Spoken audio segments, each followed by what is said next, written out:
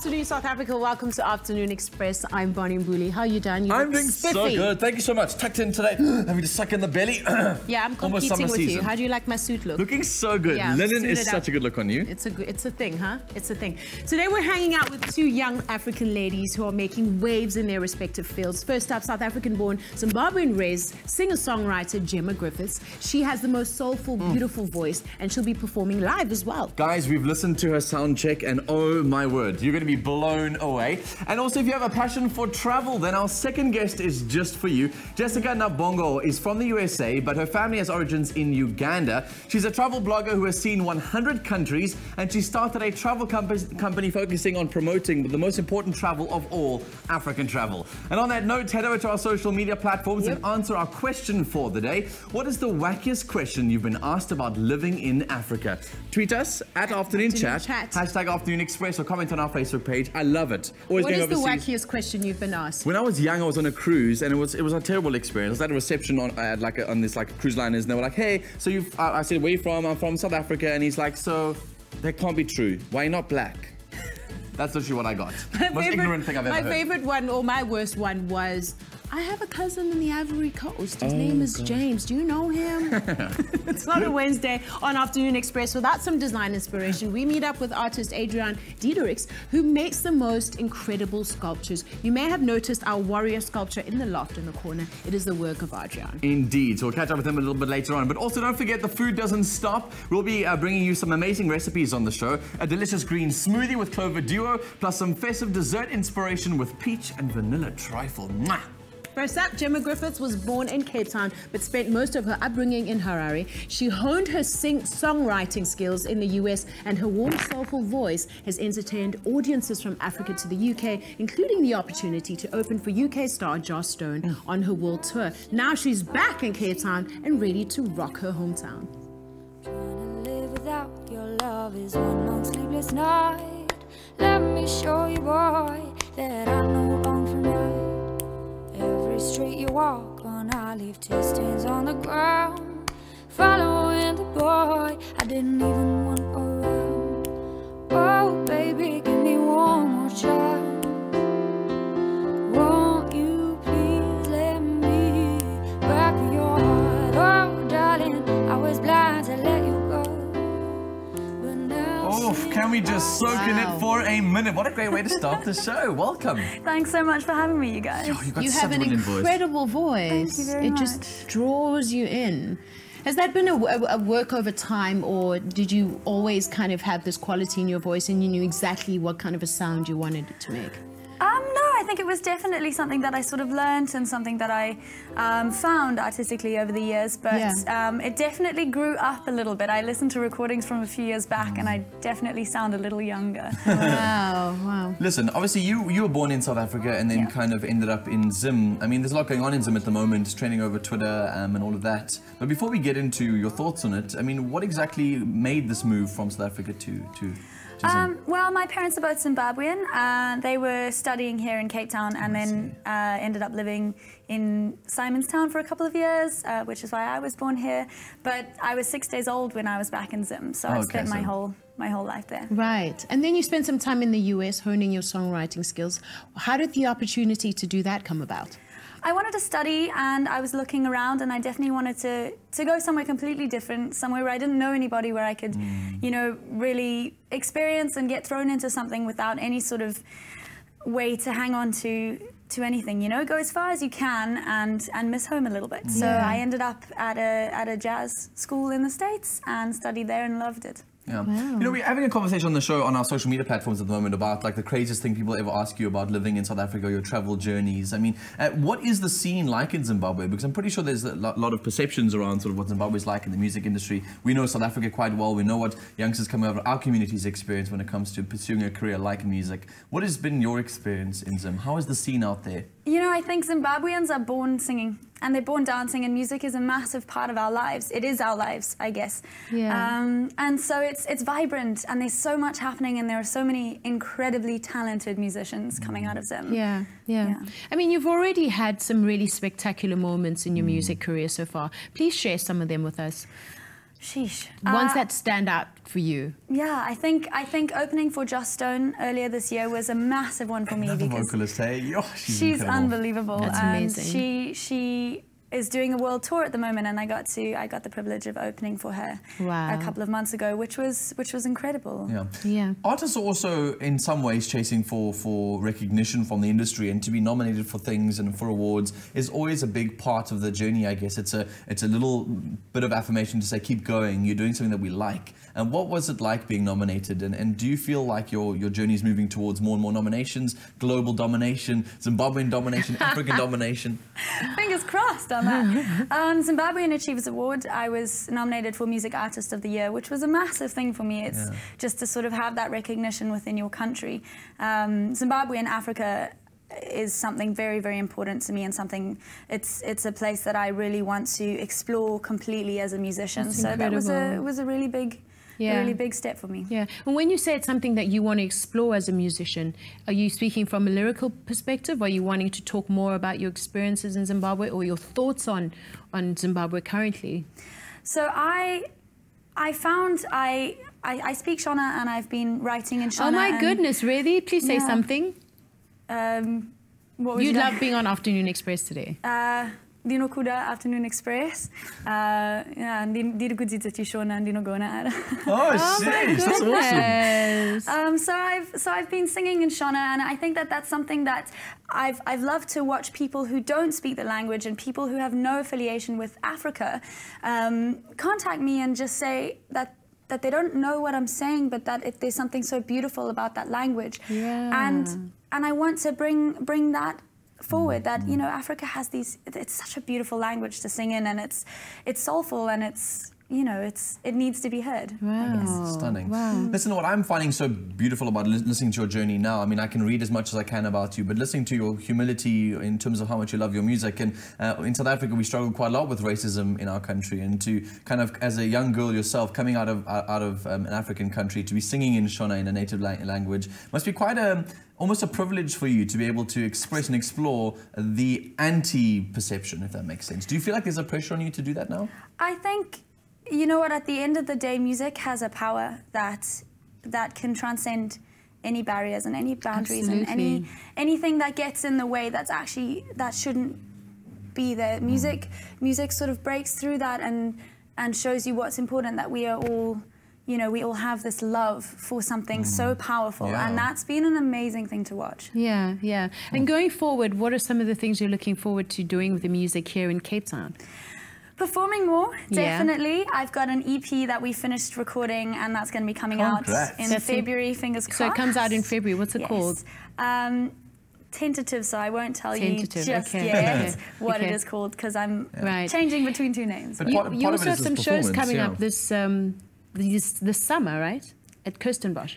Oh, that was last year. Right. Yeah, okay, that was last okay. year. That was awesome. I opened for Ja Preza, who's a big Zimbabwean star, and I was a massive fan. Awesome. So that was also How was the crowd's reception? wild. It was super cool. It was really awesome. And I sang Musarova, which it was awesome to watch all these people in South Africa singing along to it, which was a massive sort of. There's a lot of Zimbos here. Yes. There are a lot, and they all have one thing in common. They're all very humble. We had Oliver Mtukudzi in the loft recently, and he was just such a humble man. He's incredible. So incredible. Yeah, I think it's a Zimbabwean people really are very gentle and very they are humble. Yeah.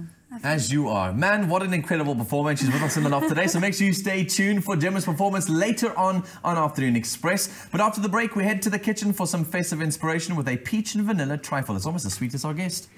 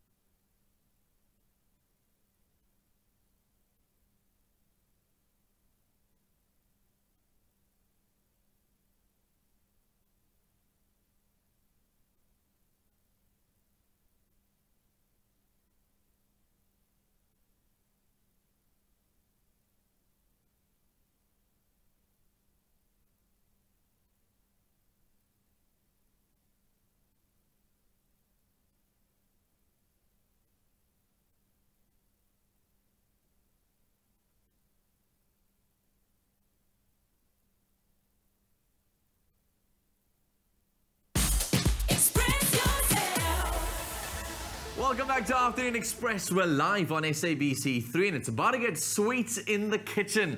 Now, just when you think you've eaten all you possibly could at that Christmas lunch, put yourself back into those memories. Out comes a delectable dessert. And I don't know about you, but in my family, there is always room for dessert, no matter how many courses you've had even before that. And nothing tops off a beautifully mouth-watering and classic dessert like a South African trifle, made with all the right ingredients and crammed full of goodness. So we've got you covered this festive season with our easy and decadent classic peach and vanilla trifle. And Ukonaya is going to be making it for us in the show today. So, dude, show me how to make sure that I can make a date perfect on Christmas. That's what I like. But you said date. Let's not just eat it on Christmas. We could have it any time of the year. I mean, we've got Koo right there, giving us peaches all around here. So why only during Christmas time? Yeah, All Gold have got some incredible products, and I think they've always made things sweet, and no matter where you put them. You can almost eat it out of the can, it'll always be as delicious. So Definitely. Show us how to make this an all-round trifle. I mean, right here we've got Madeira cake. Do you want to cut into that? Into these little slices like you've got here? Right here. Nice. So Like that. we'll cut those into slices, then we'll make little peach sandwiches with that. Okay, I see. So you've baked this Madeira cake prior to, I'm obviously assuming. You can make any kind of vanilla cake. Yeah, definitely. I mean, people like sponge cake, any spongy cake that can actually take and absorb any liquid. syrup. Gotcha. Perfect. So right here, once you have all your slices, just layer them down. And then we can have some nice, delectable peach jam. All Gold peach jam. If you're like, it's one of those lifelong questions you always get at sort of restaurants. Are you a peach or you're a strawberry fan? Like, it's always a big debate of mine. I've always been a peach jam eater. But Are I you mean, strawberry or there's- peach? I'd say fig. Oh, you're wow. there This we guy go. wants to get damn fancy on our show today. Listen, if you want to get the recipe details for this, you SMS the keyword GOLD to 33650 at a cost of R1.50, and your free SMSs won't apply. That's GOLD to 33650. We are making a delectable trifle on the show today for you. So once you have all your little slices jammed up, you just layer them together. You almost make like a jam sandwich. Definitely. And then you can cut that into little cubes. Into cubes even. Wow, Yep. this is getting quite interesting. I've never made a trifle that's this complicated. Oh, come on. Usually I just gooi the custard in, just like that, and then? Definitely into the glass right there, right to the bottom. How many do you want? Another second one, or is this going to be enough That's for now? good. That's good. I mean, everything else is soft, so you do want a little sponginess at the bottom. Gotcha. And then we'll use our canned peaches. But now, before we add our canned peaches, we just want the juice. So we want our little sandwiches to actually soak up the good syrup that comes with the So what, do you want me to canned just peaches. pour it in there?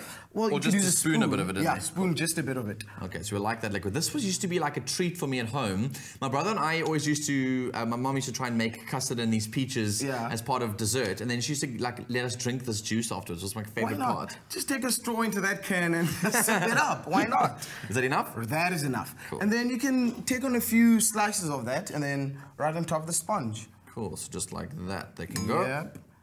Bit more. More than that, Come on, wow, be dude. generous. You said it was a peach trifle. I know, well then I Not guess... a Madeira cake trifle. There we go. Gotcha. And then right here, we have our vanilla custard cream. Oh, delicious. Which is just whipped cream. And then you fold into that your custard. That's Okay, it. I see. A little bit of vanilla paste, and then you got it. So layer that right on top. Layer that on top of here. So obviously Yep. trifle, as you know, is all about layering these different flavors. Everyone's got their own classics they like to make over the festive season. If you've got any like particularly secret recipes that you have at home, we'd love to hear from you. #Afternoon Express. This is a nice way to create something different, decadent, There we and go. unique. This looks so delicious. Make it look Wow. pretty, come on. How do you do that? You do it. You're the chef. Come on, I'm just the presenter. I'm meant to look pretty, not make the dessert look pretty. And then you just put a few sprigs of mint right on top.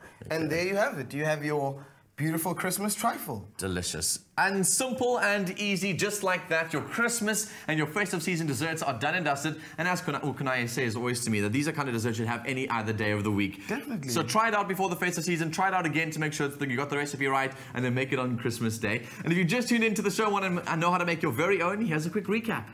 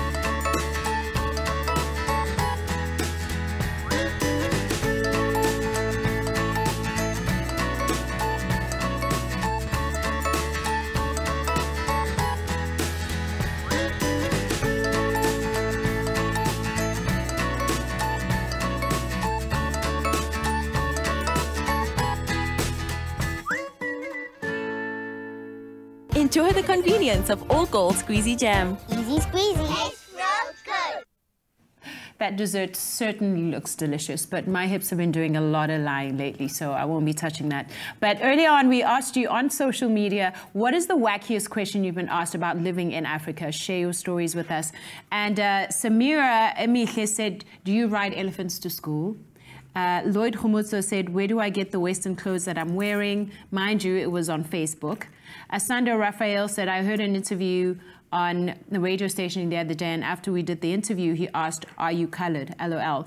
How do we survive with living or walking around with the wild animals on a daily basis? Yeah, some of these questions are absolutely crazy, but keep them coming and share your wackiest stories with us. And if you have a passion for travel, then stay right where you are. After the break, we sit down with American travel blogger Jessica Nabongo, who has just added South Africa to the list as her 100th country visited. Plus, we're making some healthy green smoothies. Don't go away.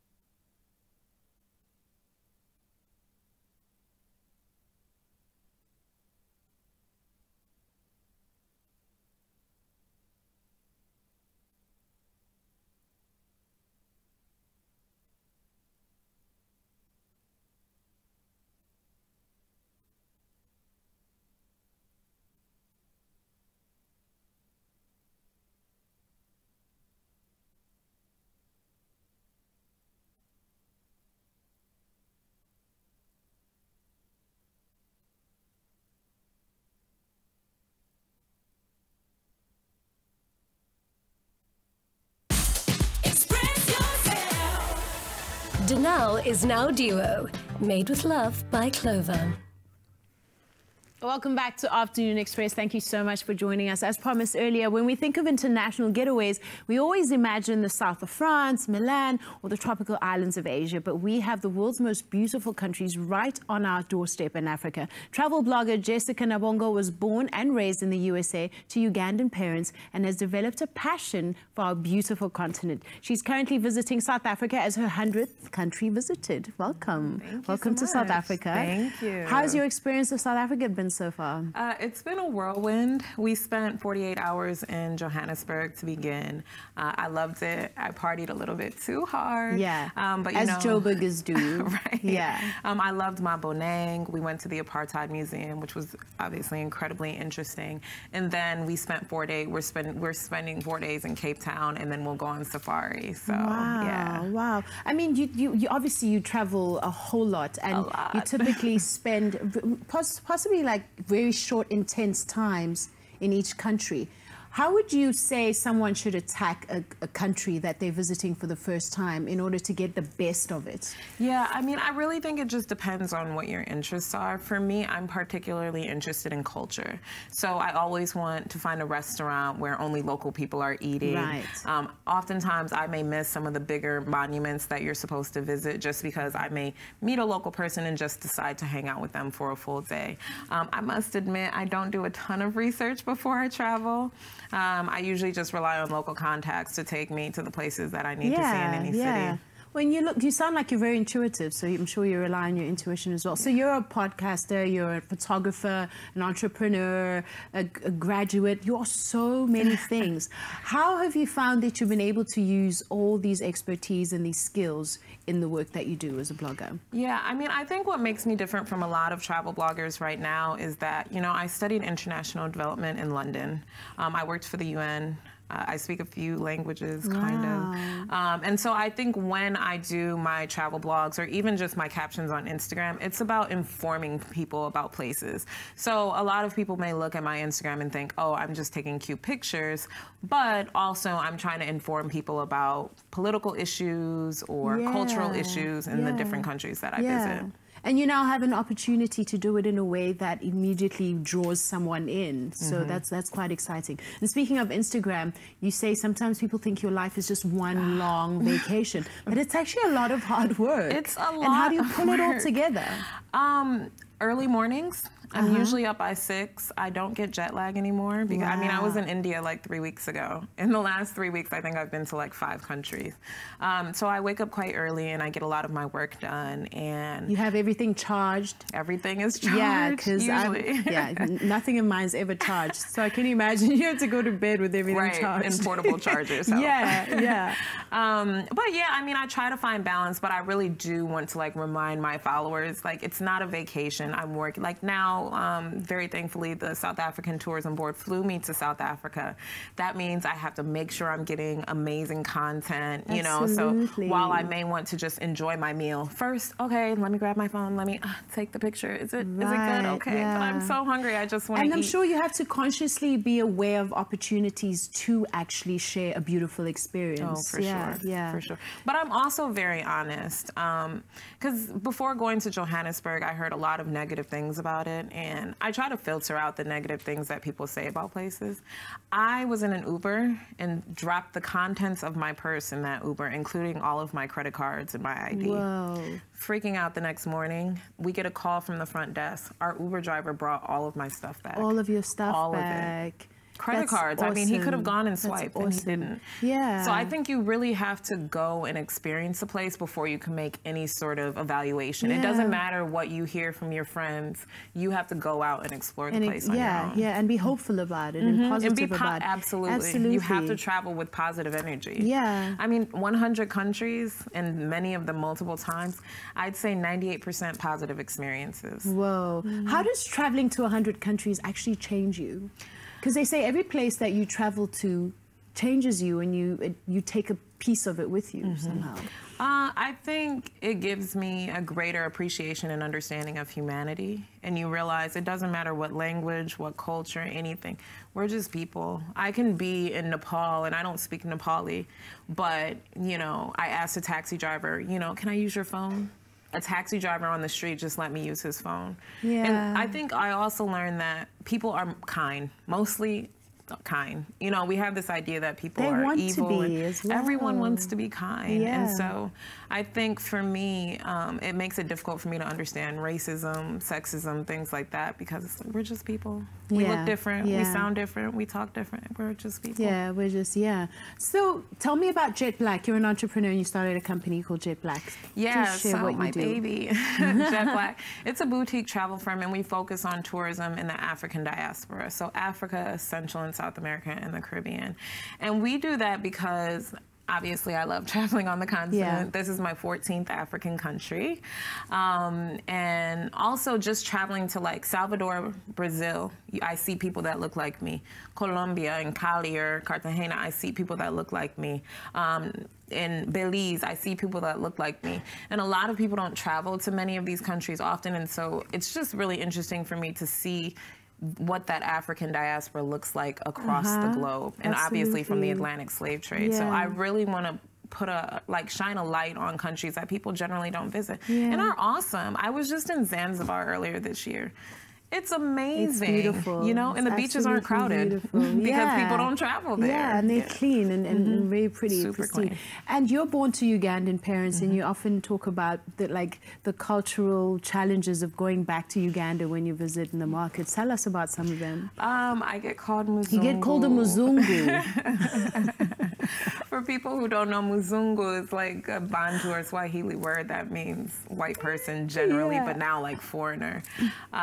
But yeah, they call me a Muzungu. But then once I tell them my name, then they're like, oh, okay. They just cut you some slack a bit. Yeah, and you're for saying you sure. have to negotiate in English. I do. I try to put on a bit of an accent so it can help me. Yeah. But usually they're quite good. And my aunt has a stall there. Yeah. But it's interesting because going back the other way, I was born in the U.S., but people see me as an African. Right. So oftentimes with U.S. immigration, it can be difficult. Yeah. I've had them ask me for another form of ID because they don't believe it's a real passport and things like that. So it's interesting going back and forth because it's almost like you don't fit in either place. And I'm sure it has its own unique challenges. What top 5 tips would you give to any travel blogger watching and they want to up their game? Okay. Okay, the first tip I'll say, if anybody wants to start local. A lot of people feel like I don't have a ton of, I'm not a millionaire, by the way. A lot of people feel like they don't have a lot of money. So start local. Go to a small boutique hotel, a restaurant, and do reviews. Take beautiful pictures. That's probably my second tip. Make sure your pictures are crisp, clear, bright, and beautiful. If you're using your cell phone, wipe the lens before you take a picture. Right? Right? The third thing I would say is find a niche. My thing is my lips. Like my pop of color, that's one of my things. And I always travel to off the beaten path places. So find your niche so people know they come to you for that specific thing. Right. I think consistency is key. So no matter what you're doing, just make sure that you're being consistent when you do it. And finally, be original. You know, we've all seen the same pictures in Bali, the same pictures in Morocco. So just try and figure out how to make a destination look brand new to your followers. Absolutely, yeah. What are your most frequently asked questions by your followers about the places you travel to? And maybe some of those questions might surprise you. Well, I think the most frequent question I get is, how do you afford to travel? How do you afford to travel? I don't have a trust fund either. Anybody wants to send me millions. So I run my own company. So the income that I get, my salary from my company, I spend it on travel. I didn't have a home for a long time, so I wasn't paying rent. So where some people would pay rent or pay for a car, insurance, petrol, things of that nature, I wasn't. So I was able to put my money to the side and pay for plane tickets. The other thing is always keep your air miles. Even if you fly on an airline once, just make sure you open an account and keep your air miles. Even if you're flying locally. Exactly. I keep having to remind myself that, and I never do it. You have to. I know! I just got a free flight using miles from Joburg to Vic Falls. That's incredible. Using miles that I got 2 years ago. Yeah, so you have to keep up with that. That's the number one question for sure. And the other thing is people are always like, is it safe? most of the world is safe. In fact, the United States is really unsafe. But everyone is concerned when I travel outside of the U.S. But most of the world is safe because most people in the world are good. Yeah. So, well, and obviously you put out so much positivity to all the places you go, and it comes back to you. Yeah.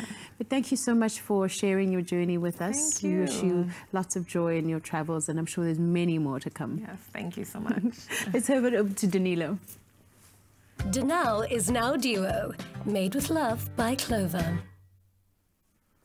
What an amazing story. And I always wonder people who travel the world, how they manage to look after their health, their sleep, their families, to keep everything in balance when you have such a different lifestyle. And so we're all obviously looking to make more of an effort when it comes to healthier choices and to ensure that we are putting the right things into our bodies. Clover knows that your family's well-being is your main priority, which is why they gave Danal a makeover. Danal is now known as Duo, and it's got a new look, the same great taste, but there is 50% less sugar than the Danal offering. And I love using Clover Duo in smoothies, especially with the Duo, as it's got its fortified dairy fruit mix, and that makes it the perfect base to a fruity smoothie without the acidity you can get with other juices. Now, since Duo has upped its health game, we decided to show you some tips and tricks on how you can make a daily smoothie healthier as well, because I know often I end up making smoothies after a sort of gym session or something, and I don't know if you do the same thing, Okunaya, where you make something after you go do a bit of exercise and you're never too sure about how to like change it up. Well, I don't get much of exercise, as you can see, but definitely, and the other thing is, no one likes watery smoothies. Indeed. So definitely with Danal and with the yogurt right here, thick smoothies are always a good thing. Indeed. You want them to be filling. Totally. Without having to lose out on that flavor. So if you guys want to know how to make your very own healthy green smoothie, here's a quick look at it.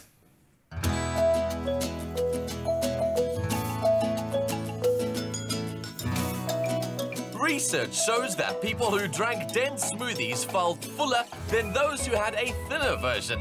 Best way to achieve this? Ice and lots of it. Added benefit, it keeps you hydrated. Always include whole fruit for fiber, which takes longer to digest so you don't get hunger pangs an hour after eating. Don't be afraid of veggies. Spinach and kale are both surprisingly neutral tasting when blended, even though they'll turn your beverage green. Healthy smoothies have healthy fats. Yogurt is a great source of calcium. Clover Duo, the only fortified dairy fruit mix, now with 50% less sugar.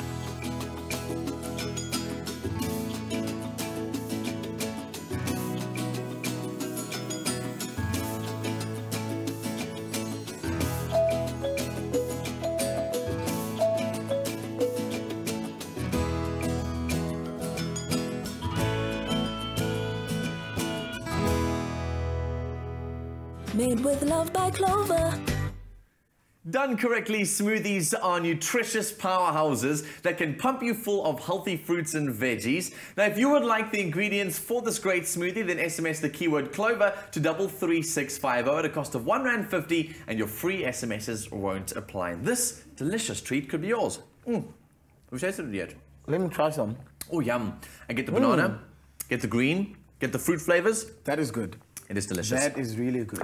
Do you get delicious food in Africa? Yes, of course we do. That's the question on our Facebook page at the moment. Everyone's always asking, sharing their thoughts and ideas on the craziest things that you've heard about being a South African or an African while you've been overseas. Juliet says, aren't you scared of the wild animals walking around? It's one of the crazy questions she got asked. Rome Waschao says, I was once asked, why do we have walls around our houses? I think that's quite an interesting one. Everyone who comes to South Africa, and particularly to Johannesburg, they always say that we've got very high walls, lots of electric fences. Timbugazi says, do you have lions and the other big 5 animals walking around there? And then Lucia's got a funny one. She says, my cousin lives in Africa. Do you know him? Alton says, do you have lions at your home? And then Natasha says, do you have Facebook there? I also got that quite a lot when I was overseas. I was like, do you have Facebook back there? Like, how do I get hold of you? Like, can I have your mail address? Have you got any crazy things from overseas? While I was there, the one thing they asked me, like, do you take the elephant to the shopping malls? Do you actually have cars there? What do you take to the next shop? Is it a lion? I'm like, Well, they could bite me. I don't know. I might not make it to the shop. So I don't know. So run away. Like, look after me, save me, help me. I'm here for your refuge. Now, listen, we've had this incredible sculpture in our loft for some time now, and I'm sure you guys might be wondering exactly where it came from. It's hidden behind our couch during most of our interviews you would have seen. And after the break, we meet the mastermind behind this beautiful piece of art, so you better stay right where you are. Keep sharing your thoughts on our Facebook page. What is the craziest things you've ever heard being overseas about your very own home country, South Africa?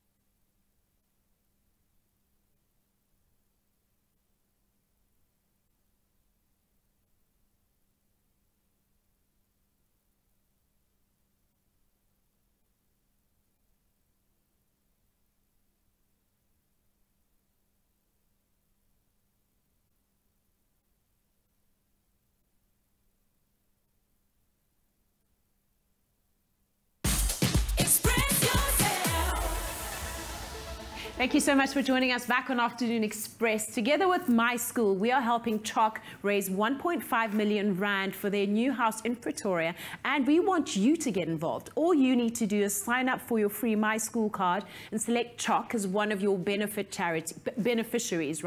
By doing this, you can stand the chance of winning one of 2 weekly 1,500 rand loot.co.za shopping vouchers. To win, SMS the word My School and your My School card number to 33650. Remember, you can only qualify to win if your My School card is linked to the beneficiary CHOC, the Childhood Cancer Foundation. Go to our Afternoon Express Facebook page for more details on how to select CHOC as a My School beneficiary. T's and C's are available on afternoonexpress.co.za. My School, My Village, My Planet allows you to raise funds for what matters most to you.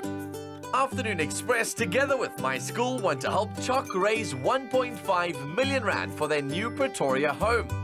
You can get involved by signing up for a free My School card and selecting CHOC as one of your beneficiaries. Tune in to Afternoon Express as we give away weekly loot.co.za vouchers to those helping us make a difference. Together we can make every swipe count.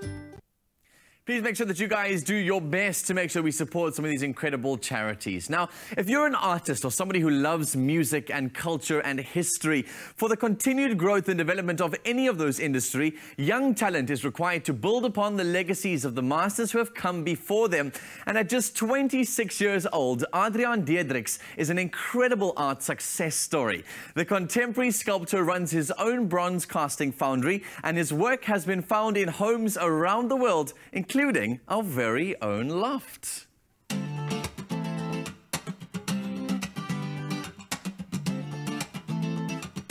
For me, my passion for sculpture came from my youth.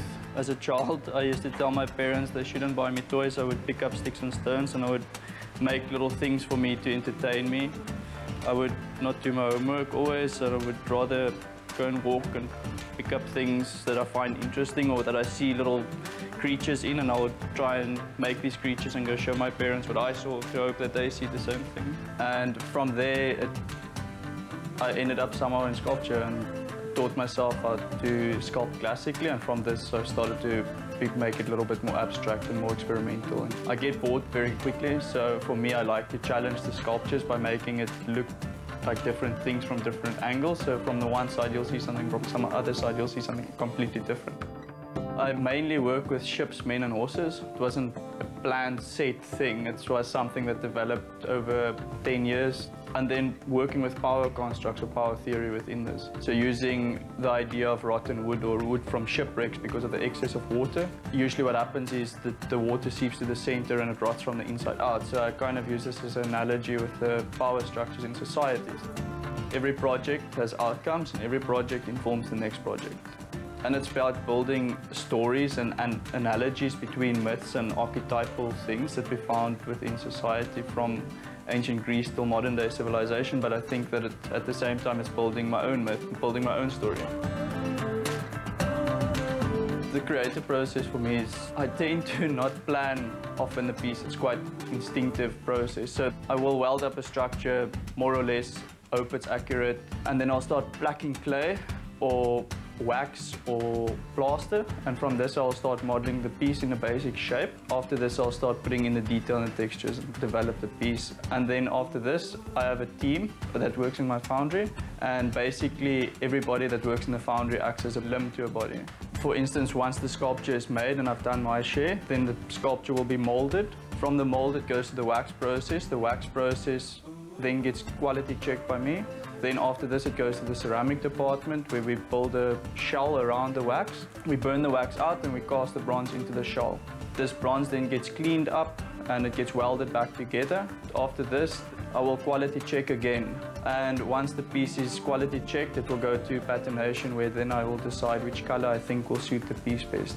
Thereafter we'll mount it on a crystal or granite block, and then it will go to a gallery or we'll keep it in the studio. His latest solo exhibition is called Perspective Resonance and was unveiled in Franschhoek to excited and supportive art aficionados. I think it's important as South Africans to support local art, and we've got such an amazing collection of local artists in South Africa that needs to be recognized and supported. For me, Adriaan is an amazing talent, and I think somebody that needs to be reckoned with in the art world. I mean, he's 26 years old, and if you look at his work, it's incredible for a 26-year-old to actually produce this kind of work. I've known Adriaan for a long time and have been following his work. What appeals to me most is the strength and classicism of it. And I must say I'm very, very impressed with his progression. He has doing some pretty fantastic work. I went to Adriaan's last exhibition and I've seen a really nice evolvement of his work in this exhibition, and I really like the way he's taken a really traditional art form and put a bit of a twist onto it and taken it into a much more contemporary, almost funky space with the blue pieces behind me. I love the way he's taken the bronze and given it a really high polish. For me, that excites me because it feels like something really fresh. My highlight has been the amount of people that came to the show in Franschhoek as part of the Art Franschhoek Festival. I think it's quite exciting to see so many people at the event. There's been some quite interesting conversations that I've been able to have with some clients.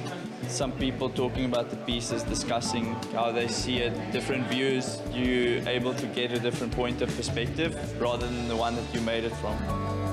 My advice for any upcoming artist would be to work hard, to fail harder, try again and try harder.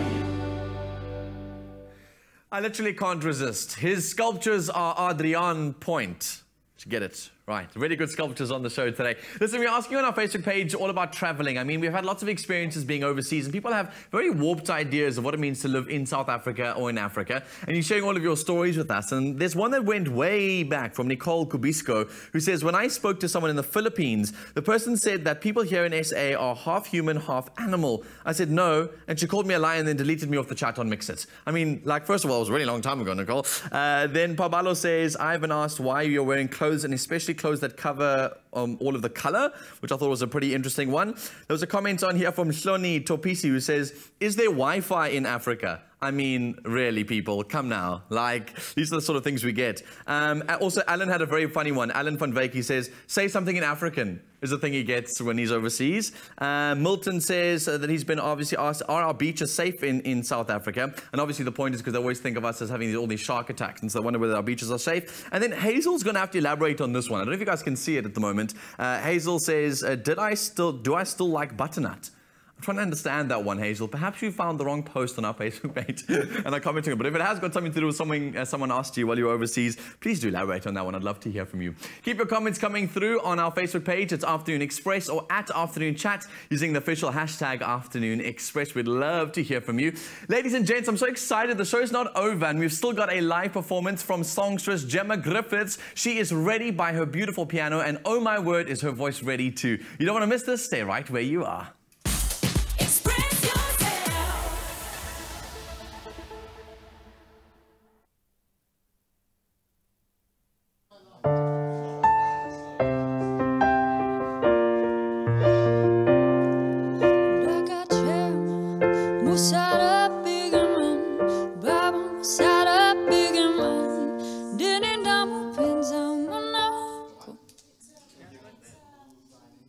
You want me to play?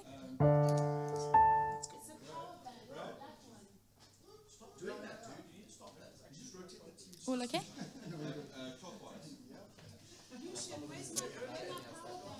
When we say go, I'm just gonna sing, right? When you say go, whatever, I'm. Oh, cool, cool. Where is it? I love your earrings. Thank you.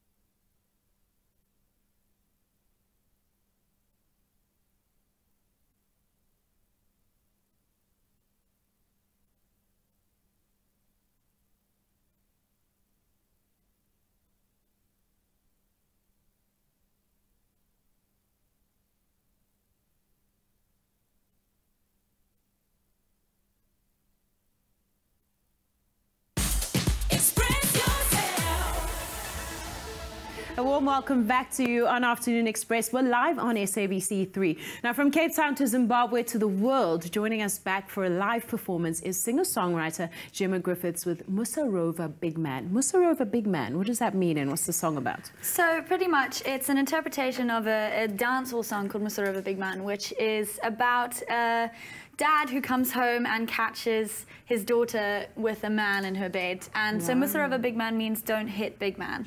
And so she's pretty much singing to her father, like, please don't hurt him. Wow, interesting song. Well, can't wait to hear it. Take it away. Thank you.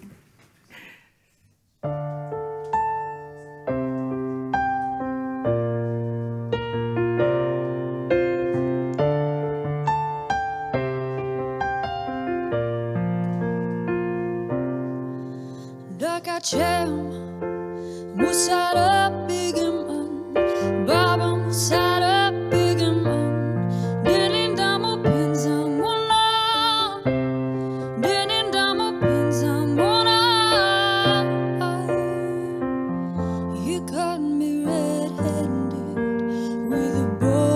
beside my bed. It's not what it looks like. We were talking, that's what I said.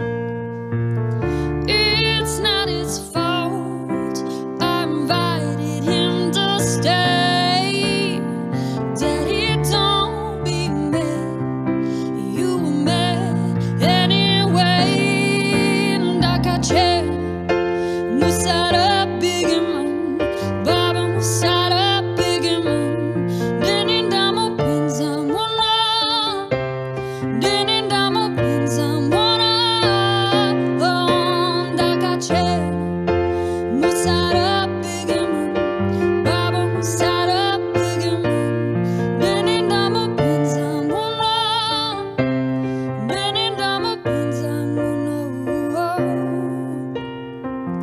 You caught me red-handed, it won't happen again. It's not what it looks like, said I promise we're just friends. It's not his fault, I invited him to stay. Daddy, don't be mad, but you were mad anyway. Musara bigman, Baba Musara bigman.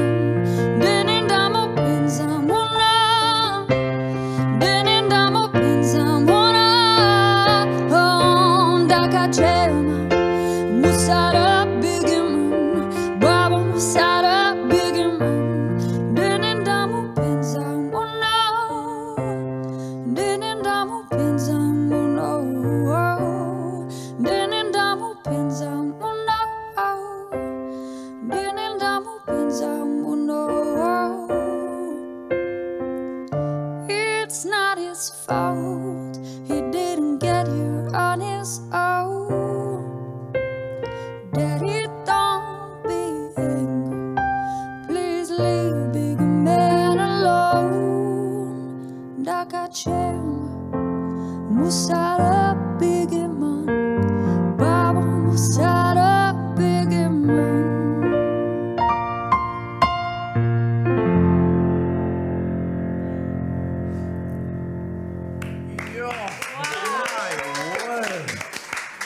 So, Bonnie, just listen to this. She sings in Shona, and her songs are just Shona.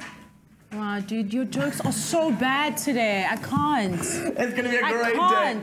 Come and join us, Gemma. Come on, What was that other one you made earlier? The other joke about Adrian? Oh, his sculptures are Adrian Point. Oh, wow, Yeah. babes. I'm not the one. This is like a little pole I'm not in the the one corner. for these jokes.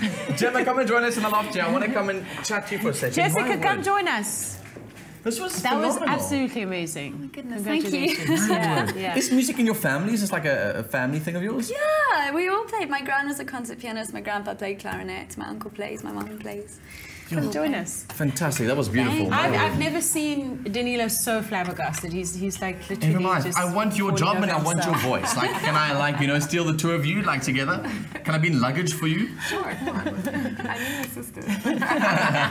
I'm sure all photos. Just everyone What's your knows. next destination? I'm heading to Mozambique on Saturday. Wow, So I'm super you're going to excited. Mars, huh? Yes, I need a That's beach awesome. holiday. That's awesome. Yeah, super excited. Quick one about South Africa. Everyone always talks about the differences between sort of Durban, Joburg, and Cape Town. You've done Joburg and Cape Town. Have you done Durban just yet? I have not. Is that going to be on the list? It's not. Oh, Should it be? it should be. I definitely Okay. think so. Okay, Yeah. I'll be back next month, I so definitely maybe think I so. will. Yeah, I've heard that from a lot of South Africans. Yeah, so yeah, definitely. maybe I'll add that to my list. You have to. I want to seize. Yeah, because it's the Indian Ocean. Yeah, yeah. Now, if we have to say something like towards the end of the show, like it's time to say goodbye and all that sort of stuff, we want to say thanks so much, good night and happy eating in Shona. You can say Tatinda Jakanaka, Tonana Mangwana. We'll see you tomorrow. Yeah. Tatinda Jakanaka. And then? So that's thank you very much. Tonana Mangwana. To'onana Mangwana. Which means To'onana happy Mangwana. eating. Tonana Mangwana. No, that's see you tomorrow. Happy. See you tomorrow. Happy you can eating say is? Danenzara. Danenzara, yes. Danenzara. Listen, tomorrow on the show we're featuring a brand new production of Shakespeare in Love at the Fugard Theatre, and they're coming dressed to the nines. Plus hip-hop star Rouge tweets us an electric live performance. So stay right where you are. We'll see you tomorrow, same time, same place. Good night and happy eating. Mwah. Good night. Get a taste of the smooth life and win when you buy Tropica. Follow the entry details on your Tropica bottle and stand a chance to win daily airtime prizes, weekly giveaways of Fujifilm Instax cameras, Daniel Klein His and Hers watches or travel vouchers. You could also win the grand prize of a trip for two to the Maldives and stay at the luxurious Adoran Resorts. Visit tropica.co.za for info and T's and C's.